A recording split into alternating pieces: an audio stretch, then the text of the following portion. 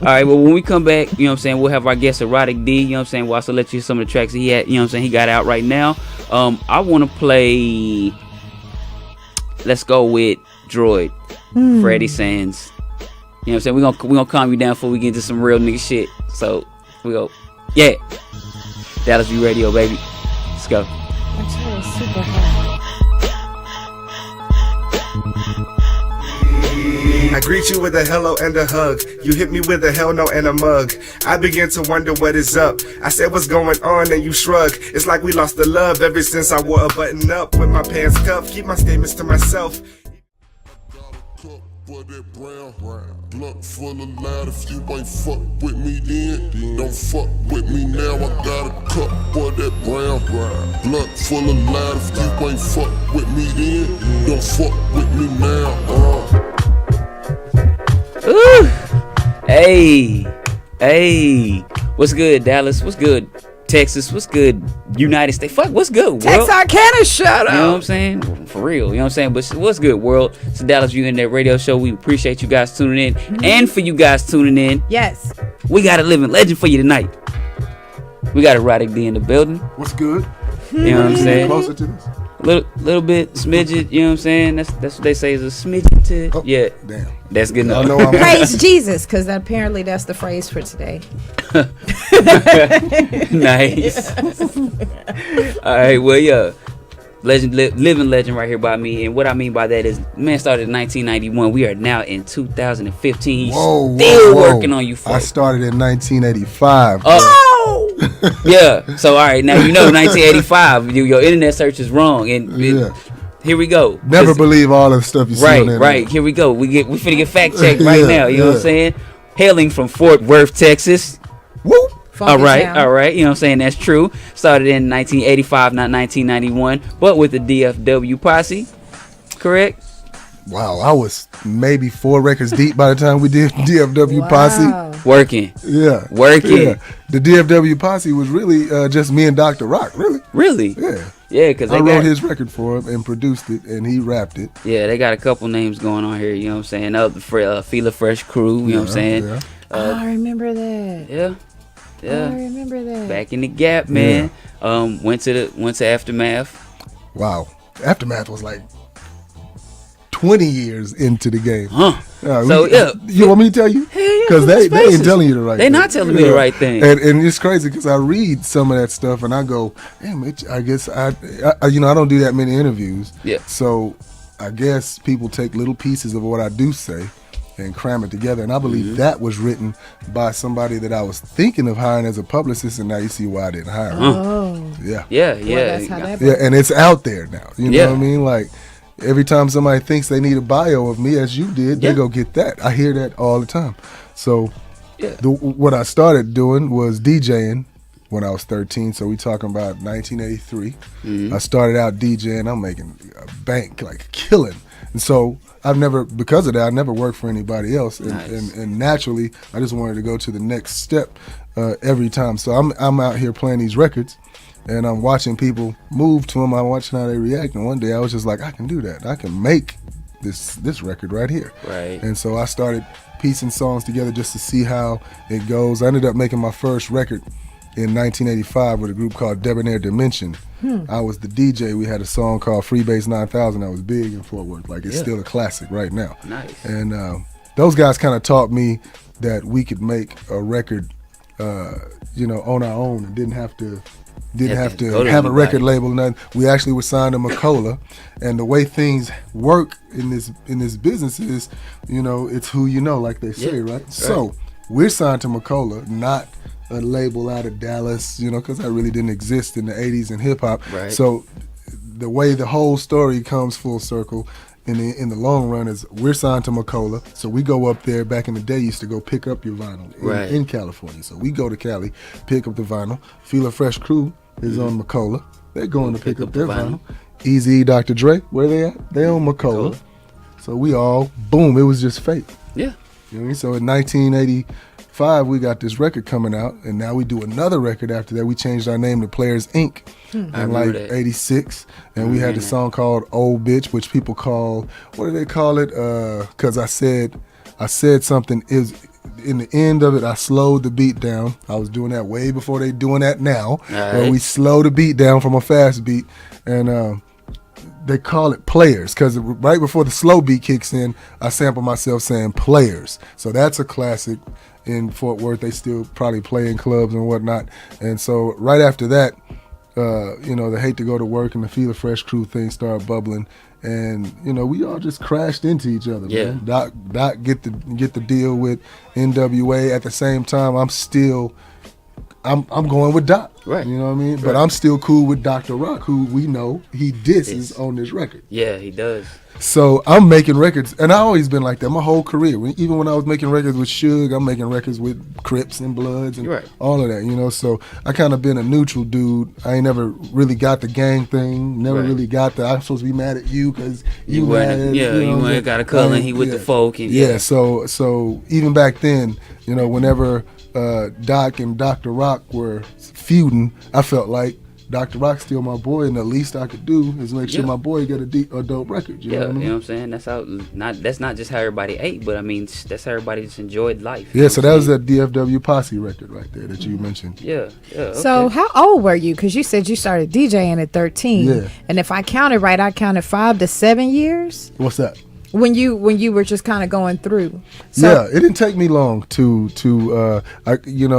one thing that I tell people, I guess, is I'm a natural at the music thing. Yeah. Because usually it takes you a long time to be accepted. Like I've been slamming since the day I got in the game. Right. So it took me, by 1989 I was already in LA with NWA in the and studio. still pretty much a minor, under 21. I was just turning 18. Yeah. So I want to hear about that side. Yeah. Like I know, the music and all of that is great and, definitely a living legend. But what is it like to forgo first jobs and, looking at your friends do different stuff in high school and you off top got more money than they did? That's a good question. That's a question I'm going to tell you in my 30 years in this business I've never been asked. Pause. Because that's Oprah Winfrey Jr. Because that's something that I like to point out. I've never worked for anybody but myself. And the thing about when I was 15 and I got a pocket full of money, and like every time I throw a party, it's just packed out. It's just like I was what these DJs are now back then. You know what I mean? 15. It was DJ driven. And the thing was. The scratching and the mixing was new, right? So I started doing it at the time where the party would stop. When you start scratching, they just stop and start watching. Yeah, crowd around the DJ. Yeah. So, since they wanted to see that, they would come to my parties. I would only charge like $5, right? And they come and see, there's something flying in my nose. They come and it would just pile up, and I started doing it every week, and. It was a few different emotions watching my friends do what they were doing, going to college, or when we were still in high school, they're getting money from their parents. They're also getting brand new clothes, brand new shoes. My parents haven't done any of that for me since I started making money. Right. So at that age, my mom was a seamstress. So at that age, where you got to have the Jordache and the Lees and all that. I wasn't getting all that. I was getting my clothes made because I was taking my money and buying new equipment. I was buying new records. Back then, you had a lot of people don't know this. You're only gonna be from my school. You know this. Right. New Music Day used to be Tuesday and Thursday. Yeah. So I'm going on Tuesday, and the records that don't come out on Tuesday, I'm back on Thursday to make sure that my party had the latest records. You know, and so I every now and then I might splurge on a new pair of shoes or whatever, when mine got holes in them. Right. I mean, I was so focused, I didn't even flirt with girls at my parties. I'd never, even to this point in my career, I've never gone out or left a place of work with a woman from where I'm working, ever. It's always business. Yeah. And my girlfriend at that time, I was a basketball player for a while, so I happened to meet her on the way to go to the gym. So now I got my little girlfriend in place, and so now I'm really focused, you know. And when I turned, when I was in high school, it was so easy for me, the class and the schooling. It was simple. My parents wanted me to focus on the schooling, so I could do the DJ. And they encouraged it, but they weren't going to have me making bad grades. Right. And so I'm acing my classes. I started my senior year, and we had been making all these records. Like I was doing big shows with UTFO, Bobby Jimmy and the Critters, all that while I'm still in high school. And when Doc went out, the story of what transpired before me going to Cali was funny, because Doc came to my studio in Fort Worth, and he still had his voice, and I had a female rapper named Miss Allen, and that's who I was focused on the production and the writing. I wrote all her raps, did all her beats, and Doc came and said, I want y'all to come to Cali with us. I've been telling Dre about you, blah blah blah. I'm gonna come back and get you in April. He never showed up, and we were pissed. We didn't have the internet, we didn't have cell phones, we didn't have any of that. Right. So we packed up to just go to California on our own. The ironic thing was, the same night that we were packing up to leave, Suge Knight had sent a guy that we knew to come get us. It was just like it was in the stars. It was in the air. And so when we get up there, we find out Doc had been in this car wreck. And that's why he didn't come back to get us. And a whole lot of BS started once we did get there, people trying to claim us and all that. But, I started my senior year, and I just realized that, I wasn't going to need anything else. Right. I'm going to need the school stuff. All this stuff you're teaching me, I'm not going to use this shit. You do use it, by the way. You do. You do. But I already had it mastered. I actually got out of school early and started college to go. I tried to get an electronics degree because I felt like that made sense with me having all this equipment. Right. And staying up on it. Yeah. Definitely. I just want to point out, you did not have to work when everybody else had to start working at 15. Yeah. You know what I'm saying? You went to school, made straight A's. You stuck to what you loved. You know what I'm saying? You even went to college. Yeah. You know what I'm saying? These are the same things your parents tell you to do. You know what I'm saying? Go to school, focus on what you love, get smarter, go to college. Yeah. Did the same things and didn't have to go to work. It's the direction. You can't have the luck happen to you if you're not putting yourself in the position. But if you can't put yourself in the position if you don't move in the direction. So you have to have the discipline. That's what that is. Yeah. I do things that I don't have to do because you never know when you're going to need those things. I'm doing a lot of things right now I don't have to do because I got bigger plans for the future, and I'm just like, I might need that, so I'm gonna go do that. I got it made, you know what I mean? I could just make beats for the rest of my life, but you follow me on my social media, I own other things, and with those things come other aspirations. T-shirt, real estate, right? Yeah. But with just to finish off your question, watching my friends work like they did, I was kind of upset that my parents wouldn't do for me what their parents were doing for them. I didn't get a car from my parents. I didn't get help on the insurance payment. Right. I didn't get my first car I didn't own my first car until I made a record called Helter Skelter for the DLC. Somebody gave me a car before then. Yeah, and that was because I was so good at music. I was so good. I was getting things thrown at me. But I didn't own my first car until I did Helter Skelter, and I knew I could afford it. So I went and got it and paid cash for it. It was brand new. It was very expensive, but it was with money I already had. Yeah. So the money I'm getting from Helter Skelter, which was about $500,000, I was just putting that away, buying real estate, doing all kind of other stuff. That's good. Yeah. So because I'm glad, like, I was gonna go into the whole music thing, you know what I'm saying? Because I pulled some of the stuff off of SoundCloud, which the nigga got ill shit, instrumentals. You know what I'm saying? Instrumentals, just. How do you find him on SoundCloud? How do you find you on SoundCloud? Anything that you're looking for me under is going to be under Erotic D. Yeah. Okay. So, you know what I'm saying? At Erotic D on Twitter, Instagram, you know what I'm saying? Facebook. At Erotic D. I clown on Facebook, by the way. Yeah. And I'm a rarity, I think, in this business. Like, I'm still a working producer, working artist that answers all of my own social media.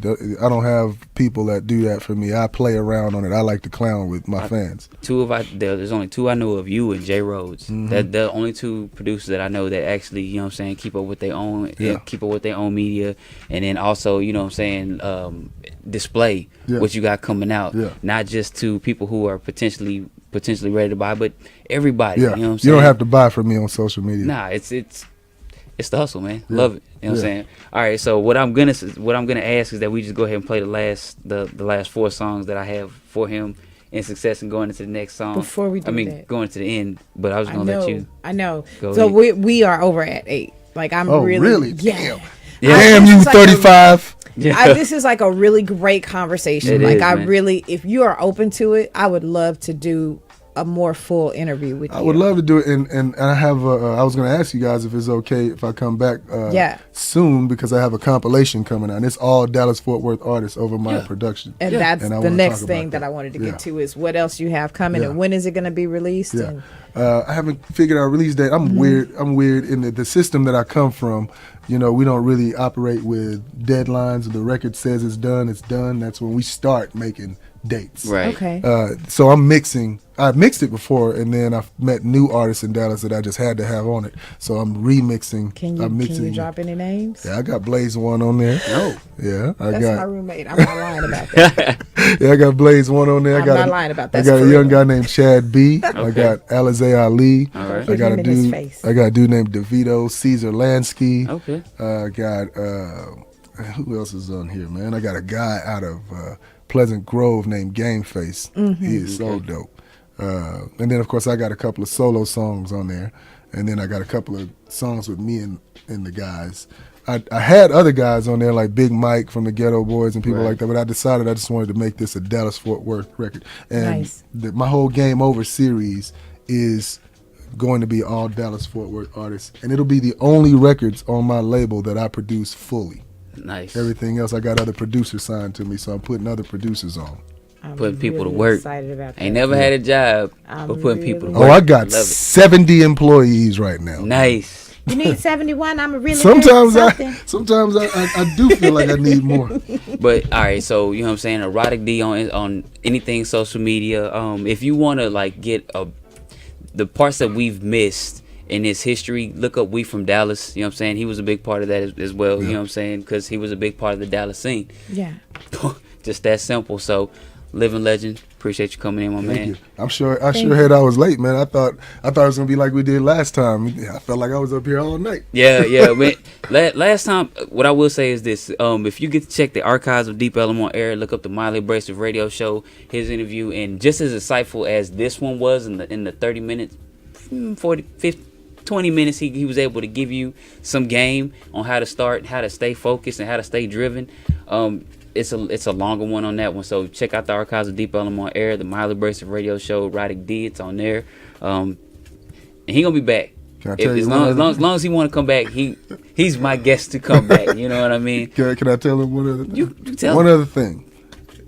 What I learned and from experience and in my career, whatever it is you want to do, you're gonna have people that support you, and you're gonna have people that don't support you. Don't listen to none of them. Listen to you. Do you. Don't care about the positive. Don't care about the negative. That's so real. Care about what you're doing and stay focused. You'll win. You will. Man, that's real. You will. That's real. Man, Erotic D, appreciate you coming in. Jedi, appreciate you working the boards again. Sid, loved it. It's awesome. Dallas, Texas, United States, the world. We appreciate you tuning in, E-World. man. E-World, you know what I'm saying? Yeah, also E-World Entertainment, that's my man stuff, so also check that out as well. Thank you for tuning in, Jedi. If you'll take us out, you know what I mean, on anything that has Erotic D attached to it. We got Buy Them Guns with Tay Diggs. We have Over Here with L Dog. We have The Hereafter. Also got Eddie Griffin on it, so that way, you know what I'm saying, y'all know what y'all about to hear. So, Jedi, if you will, sir, appreciate y'all tuning in. Y'all have a great night. Bye. Peace. Just wondering if you could maybe help pay the damages. I guess maybe you'll have to kill me. It'll hurt if I do.